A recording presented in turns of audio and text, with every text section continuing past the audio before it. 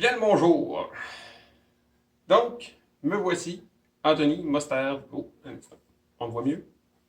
Ma chevelure de feu. Donc, me voici, Anthony Mostert-Bellemare. Je suis le propriétaire de Boiserie Ludique. Propriétaire, ébéniste, concepteur, name it, je fais tout. Donc, voilà. Suite à un petit sondage sur Facebook, il y a eu beaucoup d'intérêt pour des vidéos, pour présenter qui j'étais, l'entreprise, etc. Alors, j'ai clairement pas l'habitude de faire des vidéos de ce genre-là. Je vais essayer d'en faire plus souvent. Ça va être un apprentissage pour moi. Donc, veuillez pardonner la piètre qualité des prochaines des vidéos qui s'en viennent. Donc, comme je disais, je suis Anthony Mostert-Bellemare. Faire un petit résumé de mon parcours de travail. Dans le fond, j'ai étudié au cégep en ébénisterie à Victoriaville, à l'École nationale du meuble et de l'ébénisterie. J'ai fait la technique et ensuite j'ai été travailler pour diverses ébénisteries. J'ai commencé par Ébénisterie Beaubois à Saint-Georges-de-Beauce, une des plus grosses au Québec qui fait de l'ébénisterie architecturale, c'est-à-dire des comptoirs de réception, des arrangements muraux en bois, ainsi de suite. J'ai travaillé là première année comme programmeur CNC. CNC, c'est les grosses machines qui font de la découpe de la découpe numérique. Dans le fond, on programme l'ordinateur, on envoie ça dans le programme dans la machine, puis la machine s'organise avec le reste. Ensuite de ça, j'ai fait un transfert en dessin. J'ai été dessinateur pour la même entreprise. J'ai travaillé à Lévis, un an pour une entreprise. Ensuite, j'ai transféré à Montmagny. J'ai travaillé chez Armoire Mathurin. C'était combien de temps? À peu près 3 ans que j'ai travaillé là. Puis, c'est ça. Donc, les armoires de cuisine, je connais très bien. J'ai été programmeur CNC. Puis après ça, j'ai été à peu près un an pour une autre entreprise qui démarrait de l'ébénisterie architecturale aussi. Puis pour cette entreprise-là, j'étais à la fois ébéniste, programmeur, dessinateur, opérateur de machine CNC. En fait, je touchais à peu près à tout. Donc, ça fait le tour de mes expériences dans le passé, mes précédents employeurs. Donc, ça cumule plus ou moins une dizaine d'années d'expérience dans le domaine. Si on compte voyons, les études, on arrive à quoi? Ça fait 12, 14, pas loin de 14 ans. L'entreprise Boiserie Ludique. Donc, comment est-ce que ça a débuté? En quittant mon emploi, j'ai eu le droit d'avoir une subvention pour un démarrage d'entreprise.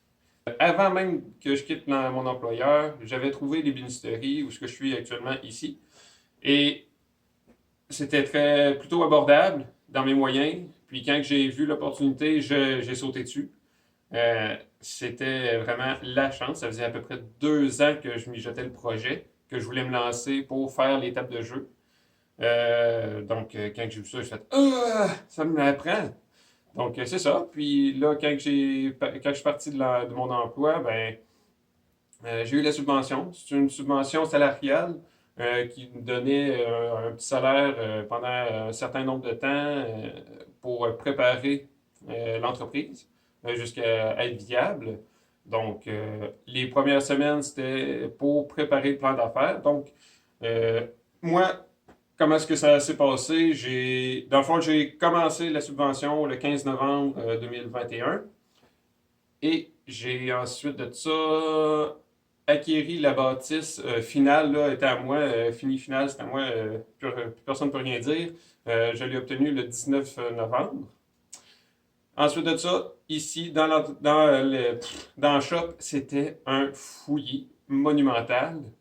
Donc, en même temps de faire mon plan d'affaires, études de marché, prévision budgétaire, patati patata, un méchant paquet de paperasse, en même temps de suivre un cours de lancement d'entreprise pour mieux me diriger, comment lancer toutes les choses, ben ça, puis en même temps, j'ai fait un prototype. Le tout premier, c'est la table de salon, probablement que vous l'avez vu, là. C'est la petite table de salon avec le panneau qui relève et qui peut se clipser pour faire une sorte de lutrin ou se détacher complètement, faire une petite table d'appoint à côté.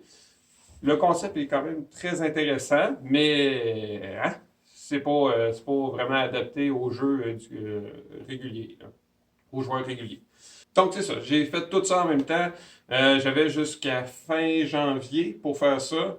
Fait que j'ai fait ma présentation au comité pour voir si mon projet était viable. Parce que dans le fond, il y a une sélection qui se fait au début pour voir, oui, ça a de l'allure ton affaire, on va te donner le temps de te préparer le plan d'affaires.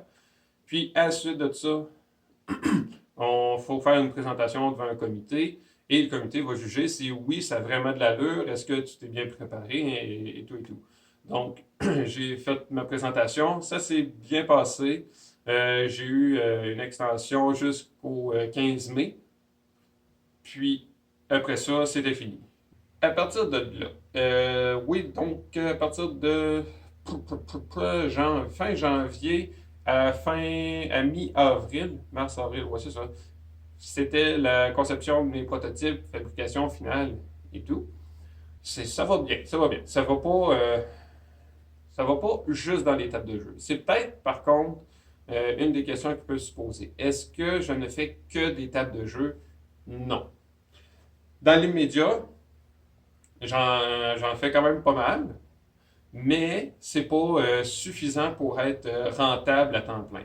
Donc, l'objectif final, c'est ça, c'est d'avoir une entreprise vraiment axée sur les accessoires et les tables pour jeux de société. Mais dans l'immédiat, il faut que je grappille à gauche, à droite pour avoir des petits contrats pour combler les trous. Donc, c'est ça. Alors, je fais vraiment n'importe quoi, dans le fond, ce qui se pop devant moi. Donc, que ce soit des armoires de cuisine, salle de bain, de la restauration, d'équipage, ainsi de suite. Là. Des produits sur mesure. Je fais pas mal de tout. Euh, je pense que ça fait quand même pas mal le tour pour tout de suite. On va voir dans les prochaines semaines qu'est-ce que je vais pouvoir vous envoyer comme vidéo, présenter l'atelier, c'est certain. Puis peut-être vous donner un petit aperçu des essences de bois. Ici, on a l'amarante, couleur naturelle, 100%. Même chose ici, on a du paddock.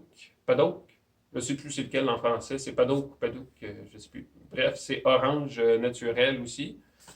Ensuite, ça, c'est une essence de bois assez dispendieuse et qui est un peu plus compliquée à obtenir. Donc, je ne l'offre pas dans mes essences standards. C'est pour ça, mais je veux le montrer quand même parce que c'est magnifique. Là. Ici, on a le Wenge. C'est noir, c'est beau, c'est effrayant, mais ça coûte la peau du cul. Ensuite de ça, on a ici le chêne rouge. Un classique ici, le noyer. Et donc, le dernier, le plus standard. Ah non, il y en a un autre, c'est vrai. Ici, on a l'érable, un bois très très blanc, qui est quand même très de bonne qualité. C'est vraiment un bois très dur. C'est le bois le plus standard que je peux offrir. C'est vraiment bien. Et ici, le dernier, là c'est vrai, on a le cerisier. Le cerisier qui a une petite teinte un peu rosée, puis ça brunit un peu avec la finition. C'est vraiment un beau bois, là. C'est vraiment, ça fait un beau résultat pour une table, c'est vraiment bien. Donc voilà, je pense que ça va faire pas mal de tour pour cette vidéo-là. Si vous avez des questions, gênez-vous pas dans les commentaires. Puis, ça me fait bizarre, mais abonnez-vous, puis likez la vidéo. J'imagine que je vais prendre l'habitude de dire ces choses-là, mais bon, là, c'est la première fois. Ça ressemble à ça. Puis, partagez la vidéo. Il faut que l'entreprise soit quand même connue. L'objectif, c'est de devenir une référence au Québec. Ça commence bien, je pense. Le monde sont satisfaits des produits, donc suffit de continuer. Donc voilà, merci beaucoup d'avoir écouté jusqu'à la fin. Puis on se dit à une prochaine fois. Au revoir.